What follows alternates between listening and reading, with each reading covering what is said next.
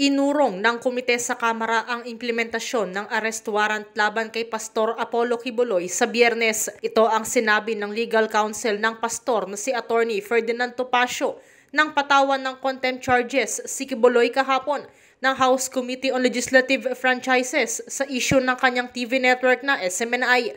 Ayon kay Topacio, pinagbigyan sila ng komite sa pangunguna ni Congressman Gus Tambunting upang magkaroon din ng panahon si Quiboloy na mabigyan ng payo.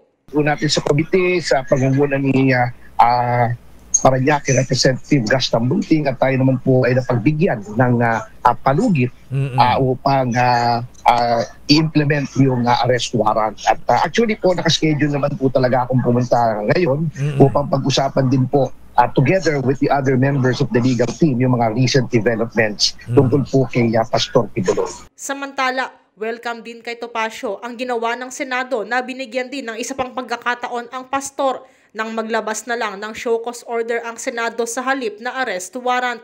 Ayon kay Topacio, tama ang ginawang payo ni Zubiri kay Senator Risa Hontiveros upang makapagpaliwanag si Quiboloy sa loob ng 48 oras.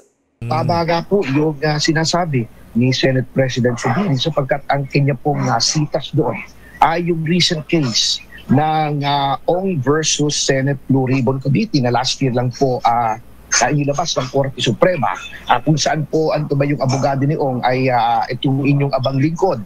At nakakuha po kami ng ruling sa Supreme Court doon na hindi pwedeng agad-agaran na ipa-aresto on contempt bagkus ay dapat po bigyan ng pagkakataon by way of a show cause order yung isang taong sinasabing in contempt para magpaliwanag. Papunta naman ngayon ng Davao si Topacio kung nasaan si Quiboloy upang makausap ito kasama ang iba pa niyang abogado.